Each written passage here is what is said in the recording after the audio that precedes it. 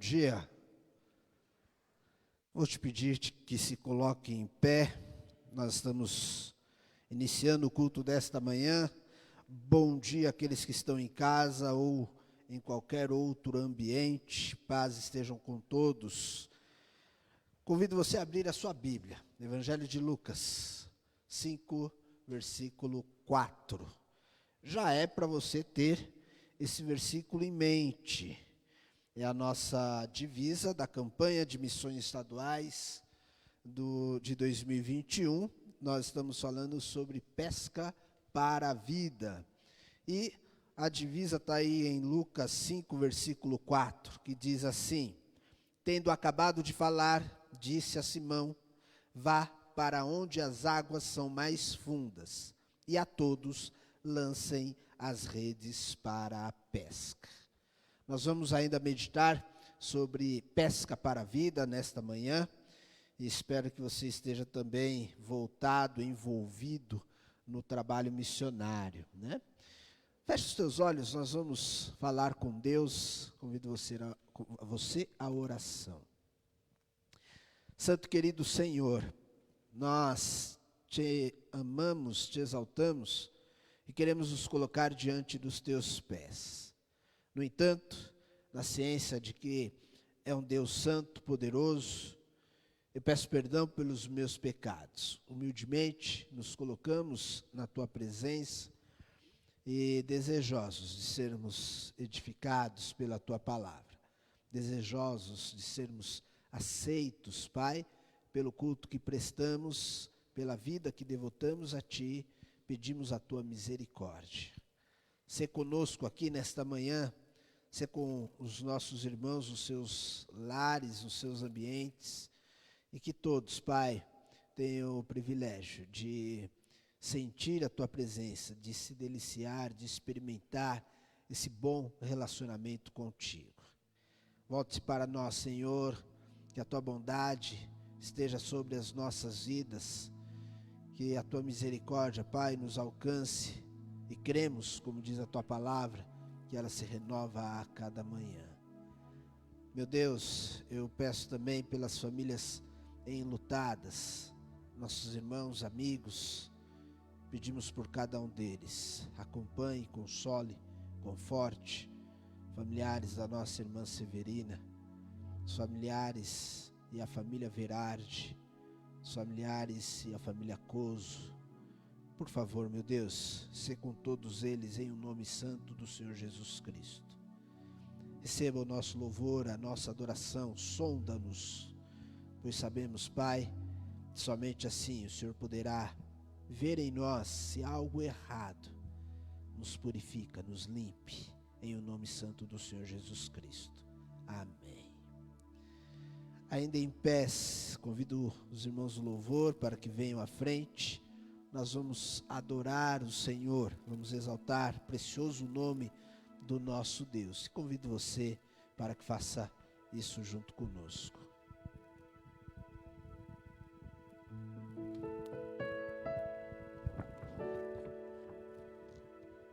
Amém.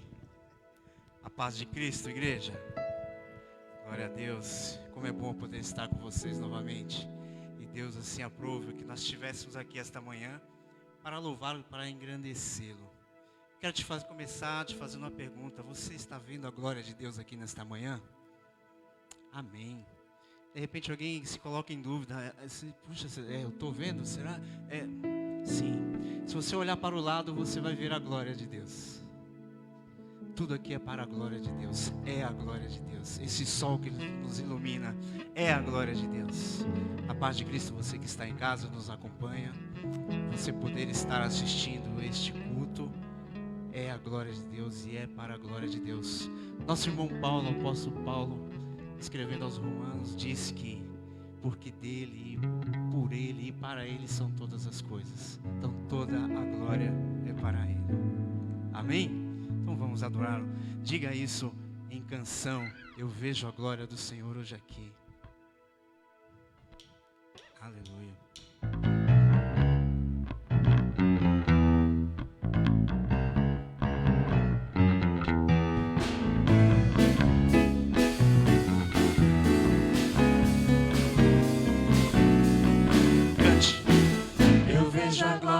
Senhor hoje aqui. A tua mão e o teu poder sobre mim. Os céus abertos hoje eu vou contemplar o amor descer neste lugar. Já desceu, tá? Eu vejo a glória do Senhor hoje aqui. A tua mão e o teu poder sobre mim. Os céus abertos hoje eu vou contemplar o amor descer neste lugar. Já está aqui. Eu quero ver agora o seu poder, a tua glória inundando meu ser.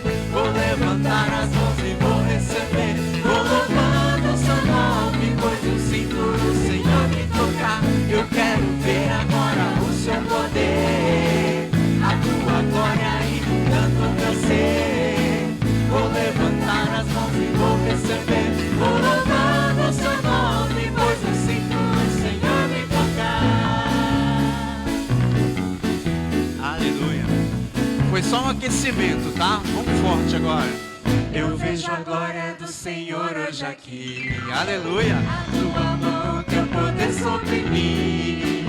Os céus abertos hoje eu vou contemplar o amor descer neste lugar.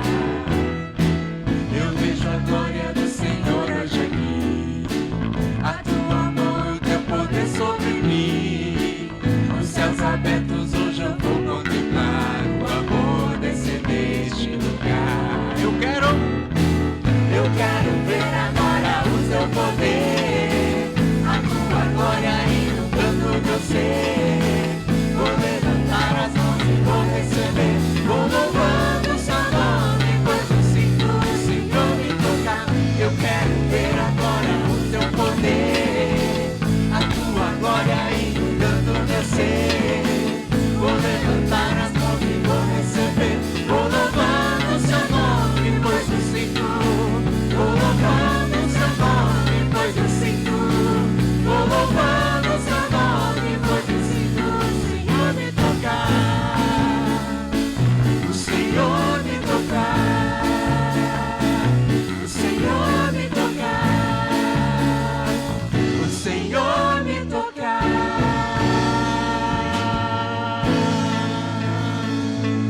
Meu irmão, que você seja tocado nesta manhã. Sabe por quê? Porque Deus, Ele quer te tocar. Jesus, Ele quer te tocar. Sabe o que acontece muitas vezes? Jesus quer nos tocar e a gente faz isso aqui, ó. Sabe? Não, irmão. Se abra. Deixa Jesus te tocar. Deixa Jesus te fazer sair daqui esta manhã uma pessoa diferente. Uma pessoa edificada, uma pessoa forte. Que aqui nesta manhã, meu irmão, isso aqui seja um posto de combustível para você se abastecer. Porque a gente tem vivido dias difíceis, hein? Pessoas sofrendo com a perca de parentes, de irmãos, amigos. E é um motivo de muita alegria nós estarmos aqui nesta manhã. E tenho certeza, irmão, que se nós não estivéssemos aqui, nós estaríamos na glória junto com o nosso Deus. Mas enquanto nós estamos aqui, vamos agradecer. Vamos nos encher do Espírito. Vamos amar mais. Vamos nos abraçar mais. Daqui a pouco está todo mundo vacinado. Já podemos beijar, podemos abraçar, podemos extravasar. E assim glorificando a Deus. E nessa manhã esta canção diz: Espírito, enche a minha vida. Só que para encher você tem que estar aberto. Porque se você estiver fechado, carrancudo, bravo com a vida, triste com as coisas que estão acontecendo, vai ser difícil você se encher do Espírito. Então pense nas coisas do alto. Pense em Deus, pense em Jesus. E que você é um vencedor de estar aqui esta manhã, neste frio, irmão. Só pela misericórdia de Deus. Mas você é um vencedor. E vou além, você é mais que vencedor. Então seja um domingo, que esse domingo seja um domingo agradável a Deus com a sua vida. Amém? Vamos adorar.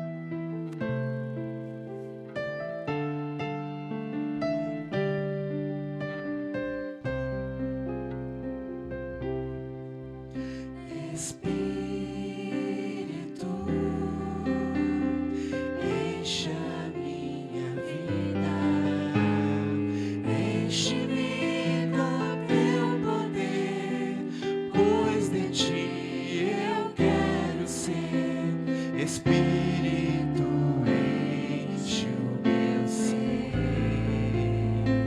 Espírito, Espírito, encha minha vida, enche-me com teu poder, pois de ti eu quero ser. Espírito, enche o meu ser. Levante suas mãos. As minhas mãos eu quero levantar e em louvor te adorar. Meu coração eu quero derramar diante do teu altar. Aleluia.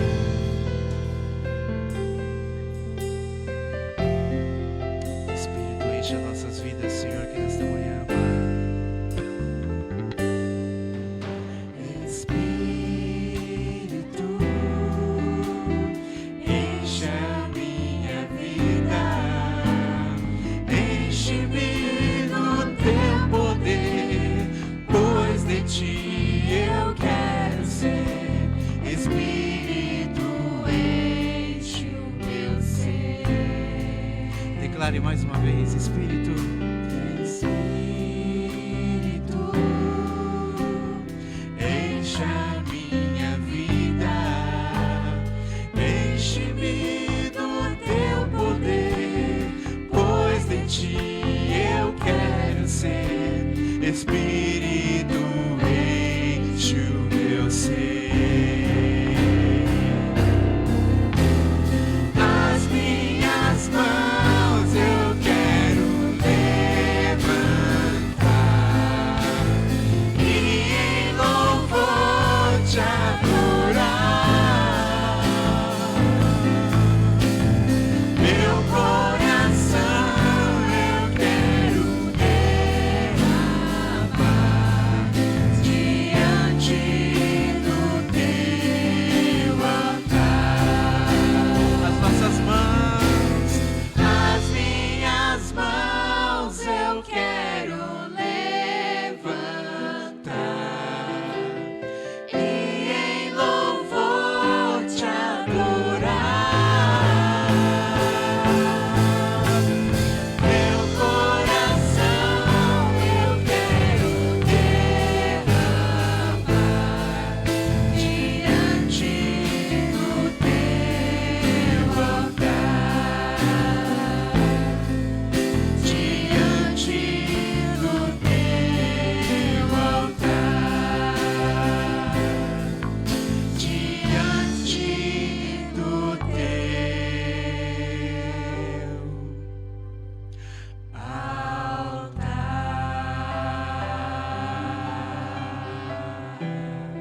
Toda honra e toda glória, Senhor, seja para ti, Deus, aqui nesta manhã. Fique à vontade em nosso meio, Deus. Toca os corações aflitos, ó Deus, por favor, Senhor. Se faça presente em cada lar, ó Deus, que perdeu seu ente querido, Deus. Senhor, esteja, Pai, continue consolando esses corações, por favor. Esteja, Pai, com as nossas vidas, Pai. Queremos continuar te cultuando e te adorando aqui nesta manhã. No nome do teu Filho, Jesus Cristo. Amém, meu Pai. Amém. Meus irmãos, podem se sentar em nome de Jesus.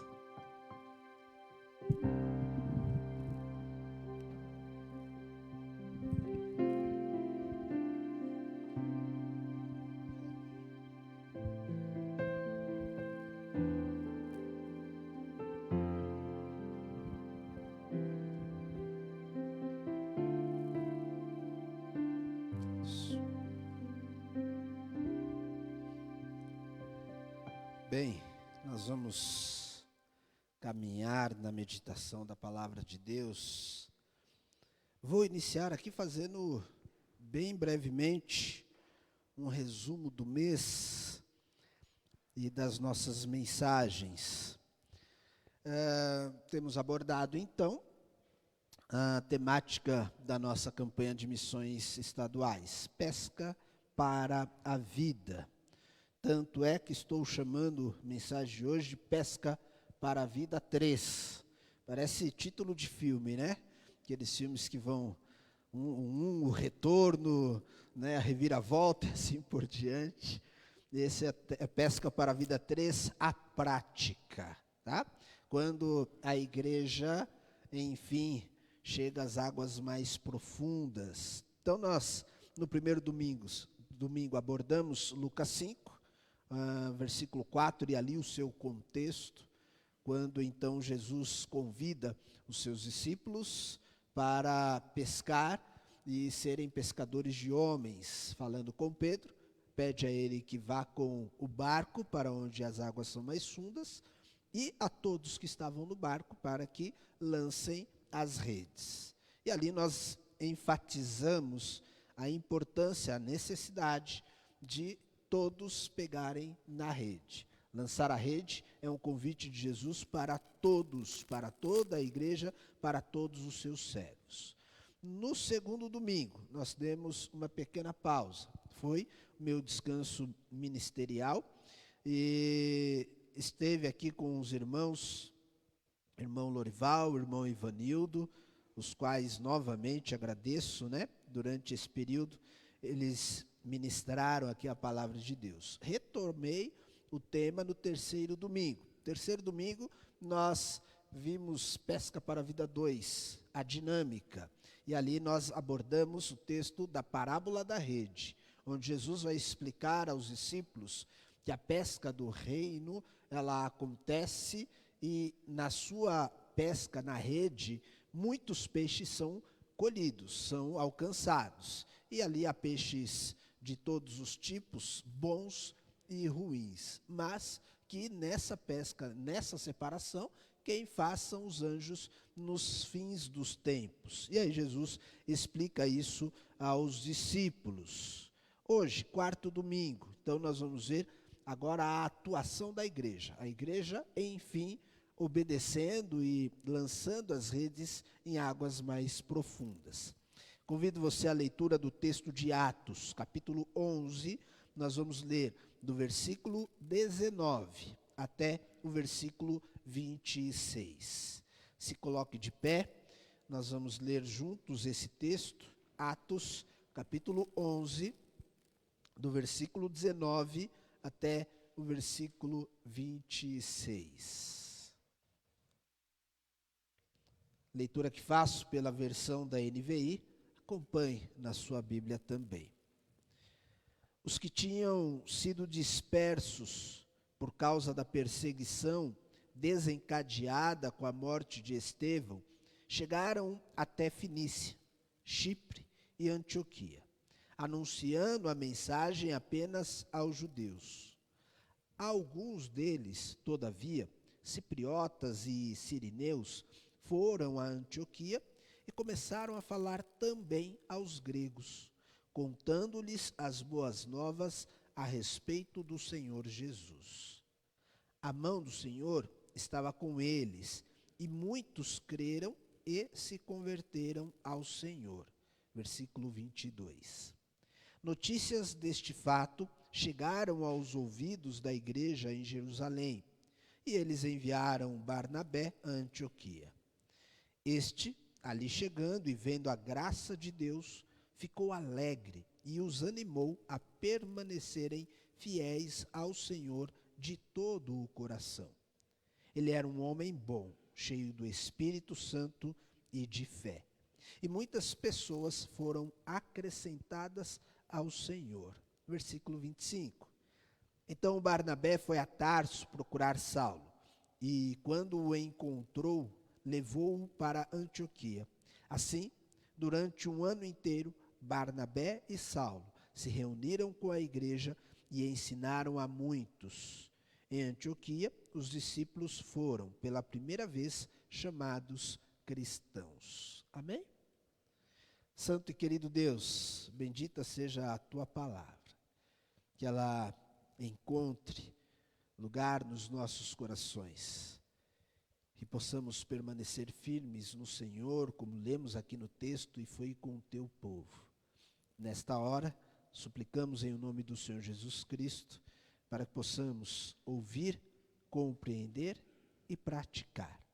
Que toda a honra e toda a glória seja dada somente ao Senhor.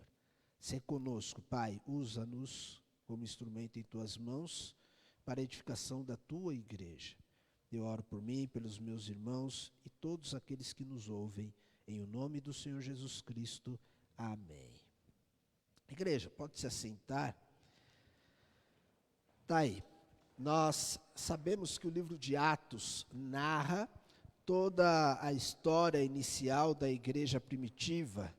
Nos primeiros capítulos, nós somos informados da pesca acontecendo, né? Então, a pesca, lá no capítulo 2, por exemplo, fala que Pedro prega àqueles que estão curiosos por terem visto os discípulos falar em outras línguas ou nas suas próprias línguas, e eles então têm a explicação e a pregação de Pedro, e ali 3.000 almas se convertem a Cristo. E depois nós vamos ter novos episódios, 5.000 almas, e textos dizendo que muitas outras pessoas foram alcançados, se acrescentou o número à igreja, e a igreja se desenvolvia, crescia, né? No entanto, nesse texto que nós temos aqui, do capítulo 11, é que nós podemos observar a igreja indo um pouco mais além, ou como disse Jesus, indo às águas mais profundas.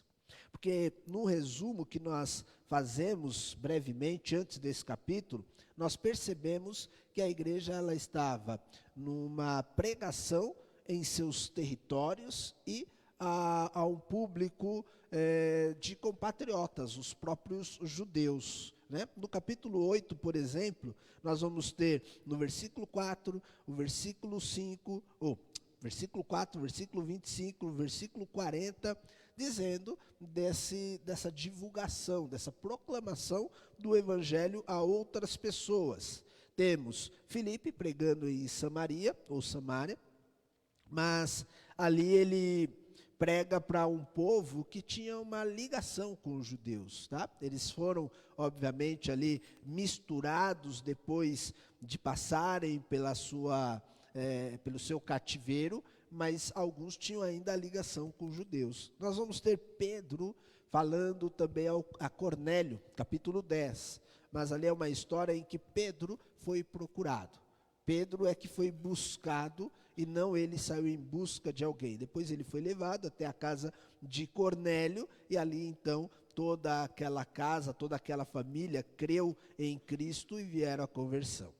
No entanto, aqui no capítulo 11, nós vamos ter então, a partir do versículo 19, a igreja indo até outras regiões, ali indo mais ao norte, exatamente falando aqueles gentios, ou como temos em parte do texto aí, versículo 20, aqueles de fala grega. Então para aqueles que conseguem vislumbrar, mesmo que na mente um pouco do mapa, eles estão indo mais ao norte, né, naquilo que seria uma faixa de terra da Palestina até a Síria, até onde seria hoje o Líbano. E aí eles chegam nas cidades de Tiro, de Sidom, é mencionado aqui Chipre, né, e também a Antioquia. Então aí sim, eles obedeceram a Cristo e estão em terras, em águas mais profundas, tá?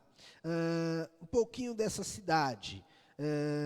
A Fenícia, que é mencionada aí no 11:19, então, como disse, uma região de terra do Líbano, cidades como Ptolemaida, Tiro, Sidom, cidades importantes naquela região. Chipre, maior ilha, né, ali no Mediterrâneo, naquelas regiões, então tinha a sua importância. Mas Antioquia, onde realmente se deu o trabalho da igreja primitiva, era vista como a terceira maior cidade do Império Romano. E a gente pode dizer que a terceira maior cidade do mundo da época, pelo menos do mundo conhecido ali, abrangido pelos textos bíblicos. Era uma cidade incrível, importante, com ruas largas, partes delas até com mármores, né, nos seus acabamentos.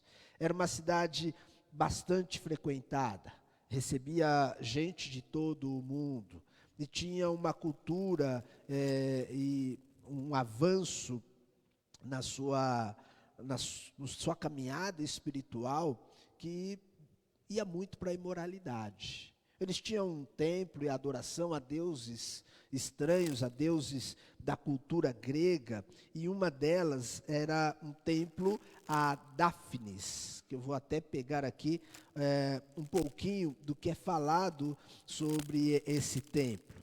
Simplesmente o templo a Dáfnis ele tinha ali algumas mulheres descritas como sacerdotisas que tinham práticas promíscuas com homens, que eles chamavam de fiéis, né, naquela cidade. Então era uma cidade realmente muito entregue à imoralidade. Bem, está lá a igreja iniciando, e simplesmente com algumas pessoas que nós nem sabemos quem é. São colocados no texto como anônimos, ok? Então, do versículo 19 e no versículo 20 até o versículo 21 aí, nós temos alguns que resolveram pregar aos gentios. O 19 vai dizer que alguns caminharam falando somente aos judeus, mas passado algum tempo, alguns deles ousaram pregar o evangelho e falaram também aos irmãos de fala grega. Temos a origem, né? Cipriotas e sirineus. Mas quem são essas pessoas? Sabemos de onde eram, mas não sabemos quem são eles. Anônimos. Olha só como é interessante isso. Deus trabalhando com gente que não tem fama nenhuma, ou até mesmo que não se importavam de ter o seu nome escrito na história. Algumas tradições contam que Lucas, autor do livro de Atos, evangelista Lucas, era de Antioquia. Nós vemos lá no capítulo 6, onde a igreja escolhe 7 homens para poder servir à mesa, no final da lista fala sobre Nicolau. Nicolau também era de Antioquia. Então, nos fazem entender que naquela região o evangelho já existia, só não havia sido difundido. E alguns já conheciam o Senhor Jesus Cristo. Cipriotas, né, nós temos aqui o próprio Barnabé, que era da ilha de Chipre. E nós temos os sirineus, uma parte norte da África, né? E o próprio Jesus, quando estava a caminho da cruz, foi ajudado por um homem de Cirene, e o evangelho pode ter também tido o seu alcance através desta vida. Mas não temos como afirmar se estes homens, de fato, iniciaram o trabalho ali. Anônimos, o texto de Atos nos coloca assim, alguns foram e falaram do evangelho àquelas pessoas. Pessoas que resolveram pegar nas redes. Pessoas que obedeceram à voz do Senhor Jesus Cristo, de ir por todo mundo pregar o evangelho a toda a criatura. Lá estavam irmãos da igreja em condições difíceis, mas lançando as redes. Observa que no início do versículo 19 diz que tudo aconteceu porque foi desencadeada uma perseguição. A igreja estava sofrendo abusos, sendo perseguida, mas pessoas anônimas resolveram pregar o evangelho. Isso te diz alguma coisa? Isso lembra ou desperta em você alguma ação? Porque talvez você também seja um anônimo no evangelho. Talvez você também seja uma pessoa que não seja assim tão conhecida. Talvez você não tenha o título de pastor, de evangelista, de apóstolo, de missionário, enfim. Talvez você não seja conhecido entre outras igrejas, entre outros irmãos. Mas olha o que Deus faz. Com pessoas, sem que eles tenham nome divulgado, eles começam o evangelho em Antioquia, naquela que seria uma das principais igrejas primitivas. Antioquia vai se transformar no centro do evangelho. Hoje uma frase muito conhecida, né, por conta da epidemia, é epicentro, né? Nós vamos poder dizer então que Antioquia vai se tornar o epicentro do evangelho. É dali que o evangelho vai sair para o mundo. É dali que Paulo, Barnabé, outros irmãos serão encaminhados para poder lançar as redes por todo o mundo da época. Então, meu irmão, arrisque-se a testemunhar, arrisque a falar de Cristo. Eles não tinham até mesmo muita opção. Imagine eles sendo perseguidos, dispersos, e eles chegando em Antioquia, e aí chega com a mudança, com as crianças e os filhos, e aí um dos vizinhos olha, resolve se aproximar, né, como naqueles filmes, vamos lá oferecer um café para aquela família vizinha que está chegando, né? No Brasil isso não acontece muito, mas nos filmes a gente vê isso acontecer, né? A recepção ao vizinho. E aí eles, na conversa, perguntam, né? E aí, mas por que você está se mudando para cá? O que está acontecendo? Não tem jeito. Eles tinham que informar a situação.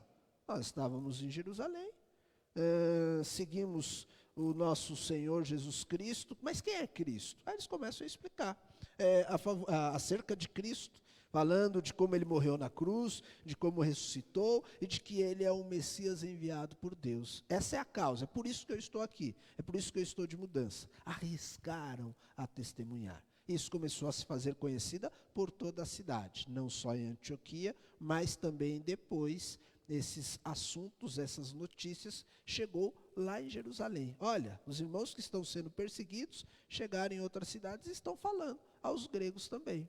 Simplesmente arriscaram testemunhar. Que tal você fazer isso? Que tal nós fazermos isso também? Em favor do Evangelho de Cristo, falar, mesmo que nós não tenhamos ali nenhuma faixa, nenhum título, simplesmente por amor ao Evangelho. Bem, eu quero ainda falar de mais dois personagens. O primeiro é anônimo, nós não sabemos, é um grupo de pessoas.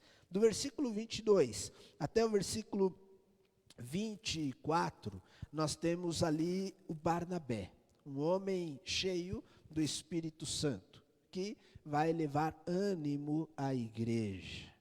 Barnabé foi um personagem vital para a pesca em águas profundas, não só para o início dessa pesca, mas também para o pós-pesca. A igreja estava se reformulando com novas pessoas, pessoas que não tinham conhecimento das tradições judaicas, mas precisavam ser acompanhadas e animadas a permanecerem na fé.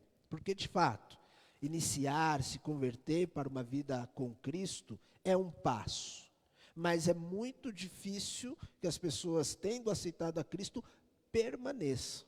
Fato este é que Jesus fala na parábola, né, do lavrador, a parábola da semente, de quantos que receberam a palavra, mas que não se firmam, não vingam. As suas raízes às vezes estão em meio às pedras, o solo às vezes não favorece, e aí nós temos o Barnabé, que vai ali para ajudar e para dar ânimo aos irmãos.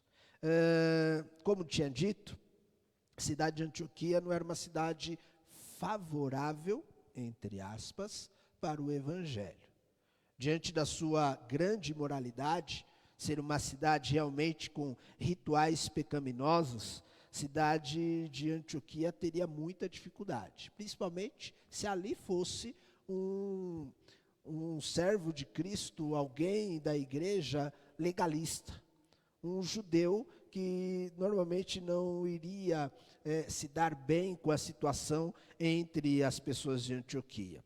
Para que a gente tenha uma noção, dá uma olhada aí nas páginas anteriores, no capítulo 8, nós temos a informação que a igreja, no versículo 14, tá? Atos 8, 14, a igreja é informada de que a palavra se expandia em Samaria. Quando ela ouviu isso, ela decidiu mandar pessoas ali para averiguar Quem são esses? Olha só, os apóstolos em Jerusalém, ouvindo que Samaria havia aceitado a palavra de Deus, enviaram para lá Pedro e João. Delegados, representantes da igreja. Samaria está sendo alcançada pelo evangelho. Quem que nós vamos levar para poder saber se é isto mesmo? A igreja de Jerusalém era, vamos dizer, a igreja que cuidava das coisas de Cristo. Era a igreja que iria entender se realmente aqueles que estão se identificando com a fé em Cristo, de fato se converteram.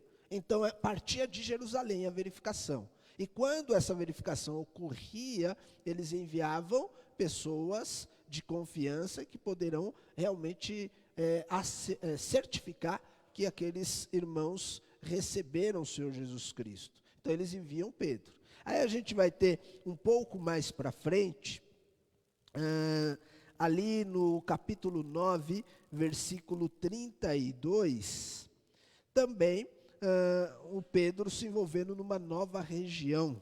Pedro vai viajar por toda a parte. 9:32, viajando por toda a parte, Pedro foi visitar os santos que viviam em Lida, ok? E lá vai ter um episódio em que uma mulher também vai se converter. Mas, novamente, Pedro vai verificando em outras regiões se o evangelho está ok. Se a vida daqueles que se diz se converter em Cristo, de fato, está segundo as regras, segundo as normas, segundo o padrão dos irmãos, né?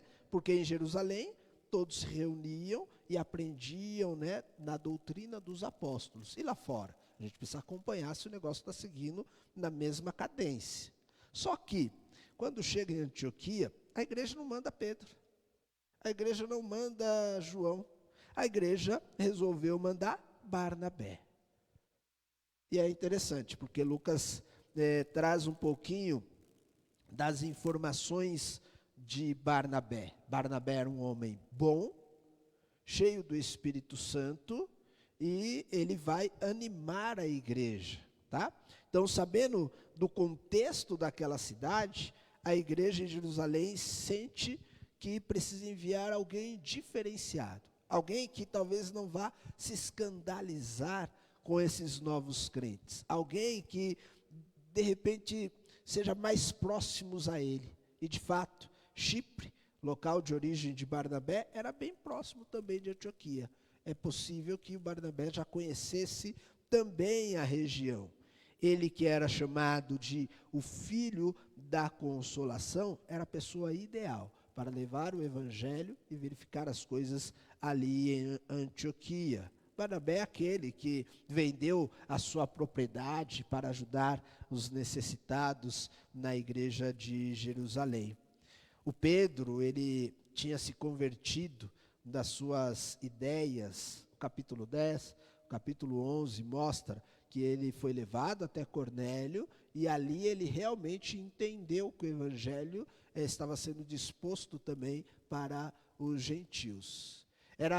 A contrariedade de Pedro era tão evidente que no finalzinho do trecho, falando sobre Cornélio, Atos 11, 17, o Pedro vai dizer assim: quem era eu para me opor a Deus? Na verdade, havia até um certo pensamento de que aos gentios não. Aos gentios, aquele povo, é melhor não pregar a palavra. Mas aí ele chega à conclusão dizendo: mas eu não sou nada, eu não sou ninguém. Quem seria eu para tentar me opor a Deus? Só que o Barnabé é diferente. O Barnabé, ele não foi nem com o pensamento de tentar se opor. Quando ele chega em Antioquia, diz o texto que ele se alegra. E ali ele vai animar os irmãos a permanecer na fé.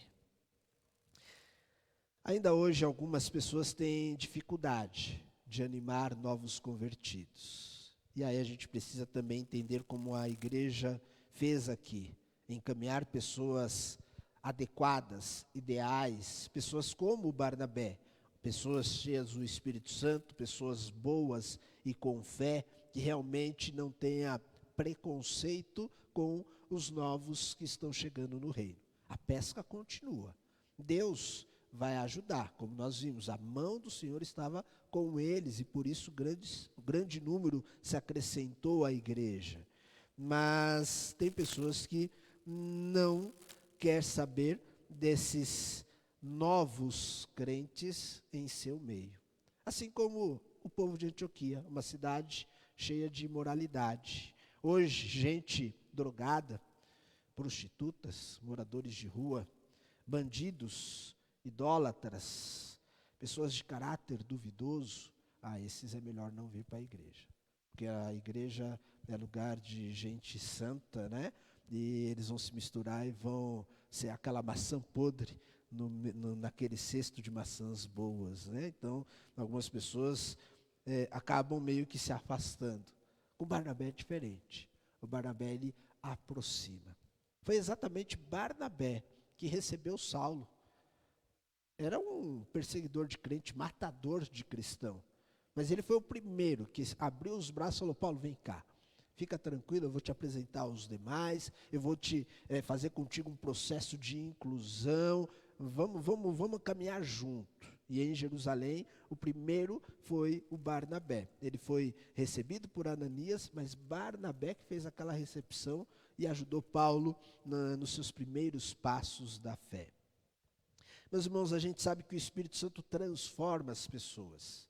Por isso nós precisamos de pessoas como Barnabé. O Espírito Santo transforma pessoas como Maria Madalena. Está aí a prova no texto bíblico. Transforma pessoas como Paulo. Transforma pessoas como Zaqueu, Mateus, que era desprezado pela sua profissão. Mendigos como Bartimeu. Transforma pessoas como os carcereiros, que muitas vezes castigavam daqueles que estavam na cruz, ou pessoas como o próprio ladrão da cruz, que a tradição o reconhece como Dimas. São pessoas que se ligaram ao Evangelho, mas porque foram recebidas, foram transformadas pelo Evangelho do Senhor Jesus Cristo. É muito provável que, diante dessas pessoas, houve outros Barnabés, gente como Barnabé, que está interessado na proclamação do Evangelho e não em criticar e em julgar, mas em abençoar e a amar. O próprio Paulo, mais tarde, vai escrever lá em 1 Coríntios, capítulo 13, versículo 1 ao 3, conhecido o texto, né? 1 Coríntios 13, versículo 1 até o 3, diz assim: ainda que eu fale a língua dos homens e dos anjos, se não tiver amor, serei como sino que ressoa ou como prato que retine. Ainda que eu tenha o dom de profecia e saiba todos os mistérios e todo o conhecimento, e tenha uma fé capaz de mover montanhas, mas se não tiver amor, nada serei. Ainda que eu dê aos pobres tudo o que possuo e entregue o meu corpo para ser queimado, mas não tiver amor, nada disso me valerá. Eu posso estar na igreja, eu posso me envolver com o trabalho missionário, mas se eu não for como Barnabé, se eu não tiver amor, esquece. Isso não tem valor algum. Isso não vale nada. O Barnabé foi a pessoa realmente adequada e indicada para receber os novos irmãos em Antioquia. O ministério de Barnabé, voltado para pessoas desprezadas, contribuiu para que muitas pessoas fossem acrescentadas ao Senhor. E é a segunda vez que nós percebemos essa informação nesse pequeno trecho que nós lemos. Primeiro, quanto aos anônimos, no 11:21, e depois, quando fala sobre Barnabé, no 11:24, novamente isso é dito. Então nós temos a certeza que precisamos ter pessoas como Barnabé para que a pesca seja grandiosa e favorável para o reino de Deus. Vamos ao terceiro personagem, versículo 25 ao 26, estamos em Atos capítulo 11, agora o versículo 25 e o 26. O personagem aqui é Saulo, e ele vem contribuir com o ensino. Então nós tivemos, primeiro, gente que não sabemos quem são, anônimos. Depois nós tivemos Barnabé, com o seu ânimo. E agora nós vamos ter Paulo, que vem contribuir com o ensino. Barnabé percebeu que o mar estava para peixe, e que mesmo com toda a sua boa disposição, ele não poderia dar continuidade sozinho, ele precisava de ajuda. Por isso, ele vai viajar cerca de 200 quilômetros para poder encontrar com Paulo.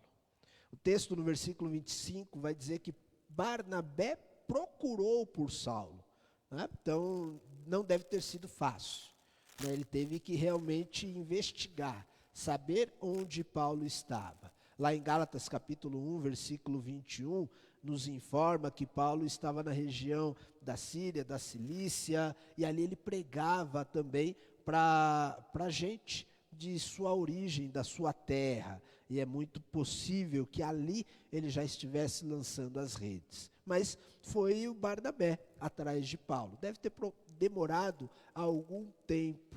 Alguns chegam a dizer que anos se deu nessa busca de Barnabé por Saulo.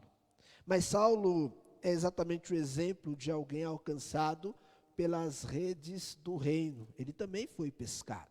O Saulo, ele sabia bem o que as pessoas de Antioquia estavam passando e que eles precisavam ser firmados no evangelho. A pesca aconteceu, mas isso precisa ter uma continuidade. Paulo, ele é uma pessoa intelectual que vai ajudar os irmãos com o ensino. Através da sua conversão, ele também sofreu preconceitos diante da vida pregressa que tinha, mas ele foi tratado e transformado. O que precisamos compreender, entender é que peixes pescados para a vida, eles são colocados num lugar diferente. Eles recebem algo diferente.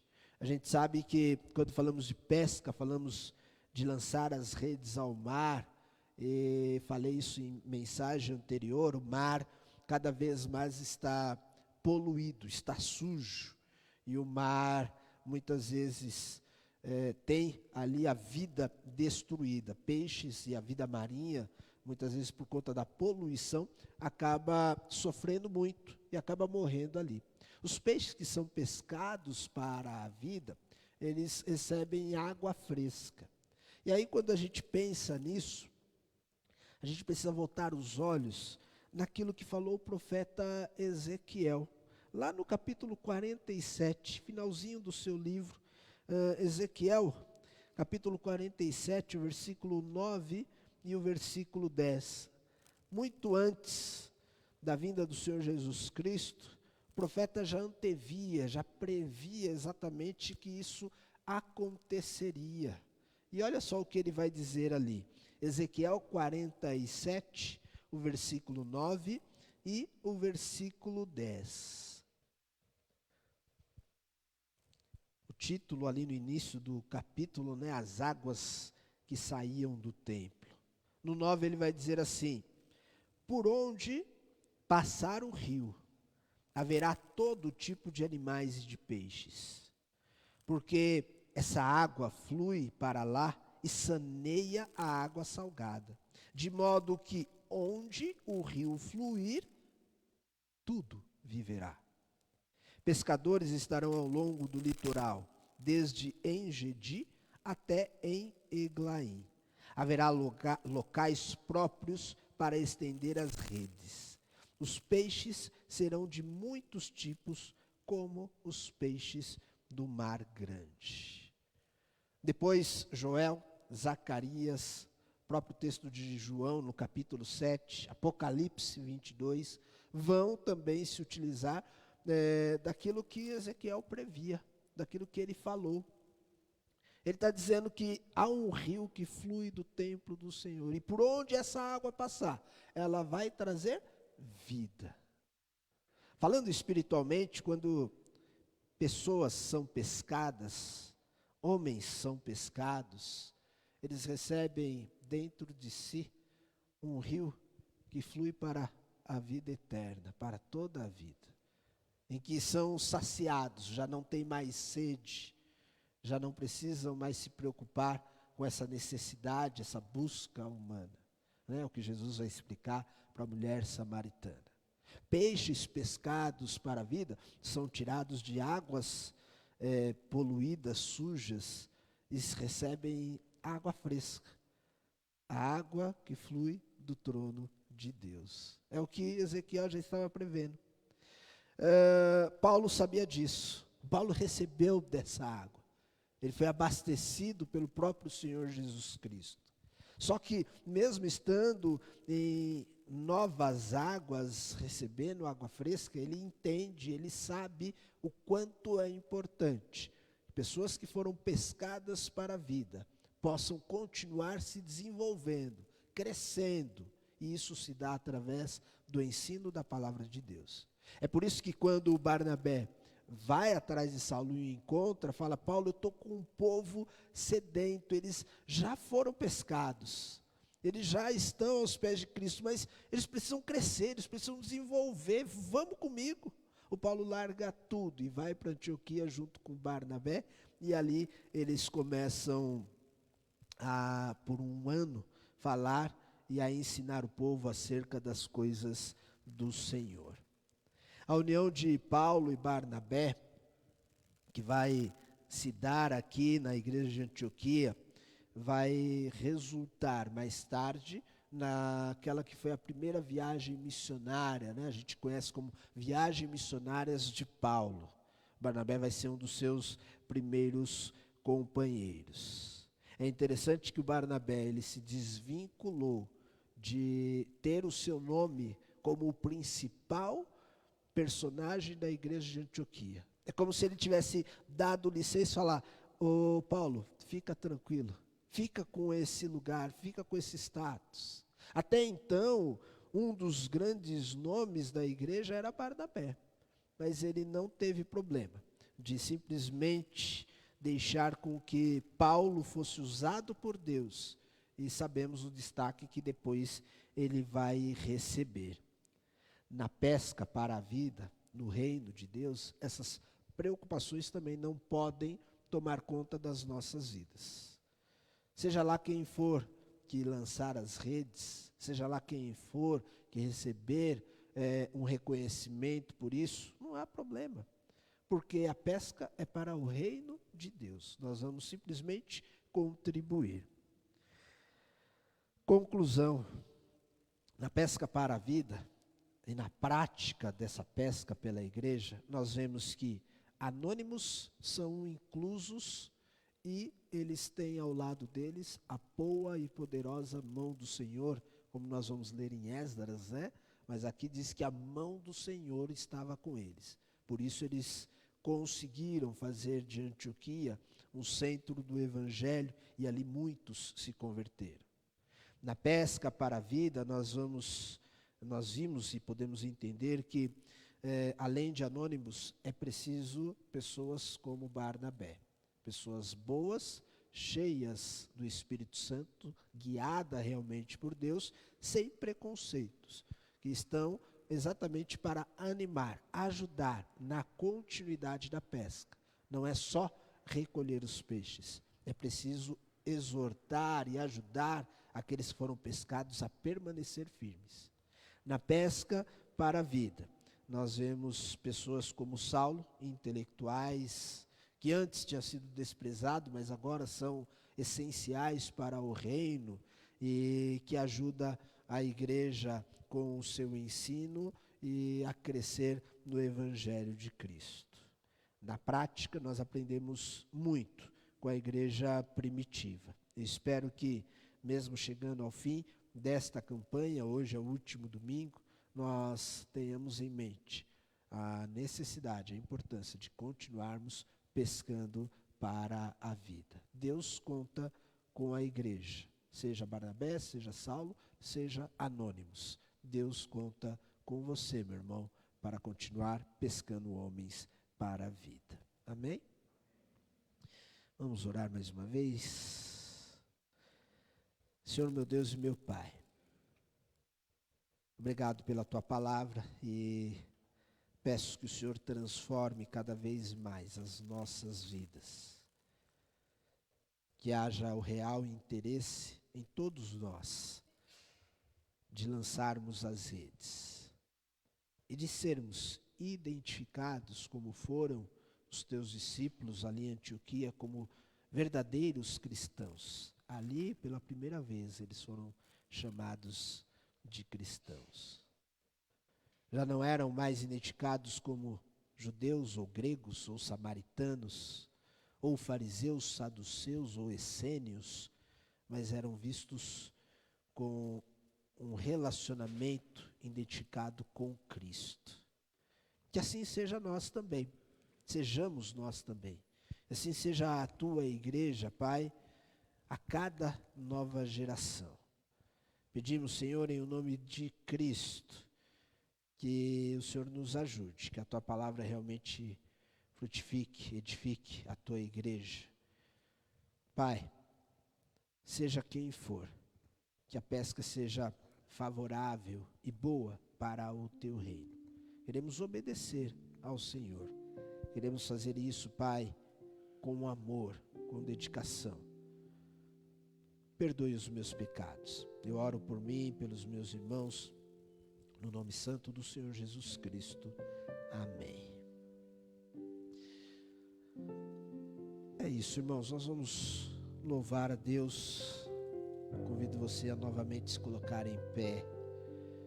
Durante o momento deste cântico, nós convidamos você que trouxe o seu dízimo, a sua oferta, que deposite aqui à frente e que você esteja sempre ciente da necessidade da sua vida depositada aos pés de Cristo.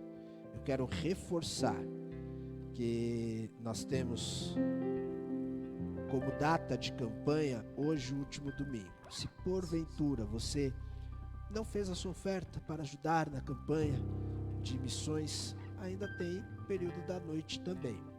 Não quer dizer que, pastor, depois disso não podemos ajudar mais. Não. É um período que nós focalizamos e colocamos a oferta do mês indo para a junta. Mas você pode entrar no site da junta, acessar e ser um parceiro, ser uma pessoa que vai estar sempre contribuindo, tá? Isso não importa se estaduais, nacionais, mundiais ou até mesmo outra agência que não seja exatamente essas três, né? A gente, por exemplo, já trabalhou aqui com portas abertas. Enfim, contribua com o reino, né? Então não deixe de ofertar, não deixe de contribuir. Assim você também está lançando as redes para pescar para a vida. Vamos louvar.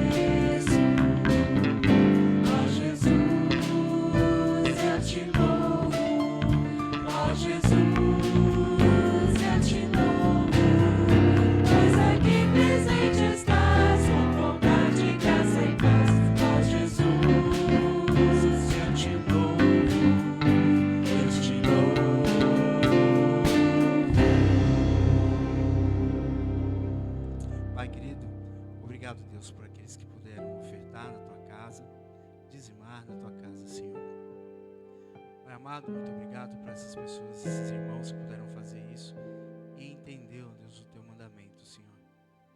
Pai querido, continue abençoando o teu povo, continue, Pai, sustentando a tua casa, continue, Deus, sustentando o teu reino, Pai, aqui nesta terra. Senhor, esteja abençoando, Pai, ainda mais este domingo, Senhor, e que nós, ó Pai, possamos, ó Pai, entregar uma oferta agradável a Ti, Senhor. Pai querido, continue com a gente, continue nos abençoando. Se faça presente em cada mesa, ó Pai, reunido, ó Pai, neste domingo, Senhor, em cada lar. É no nome do Teu Filho Jesus que eu te oro mais uma vez, meu Deus. Amém, Pai. Os irmãos podem se sentar.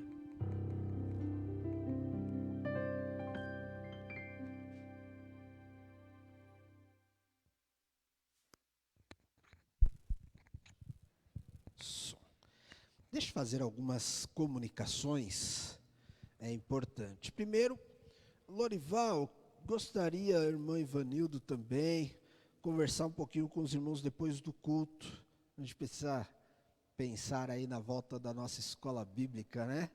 E de repente já alinhar algumas coisas sobre isso também. Estamos desejosos por isso. Iraldão também já se dispôs a nos ajudar também com as crianças, já está iniciando aí um trabalho para meninos aí de 9 a 16 anos, embaixadores do rei.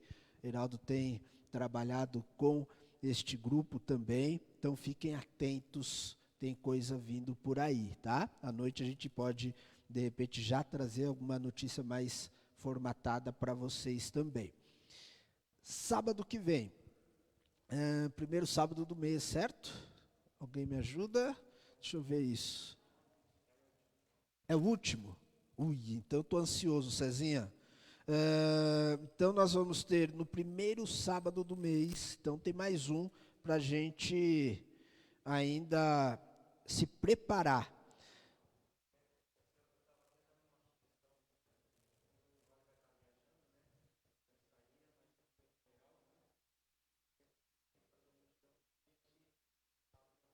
Neste agora, entendi, porque o Lorival está aí, né?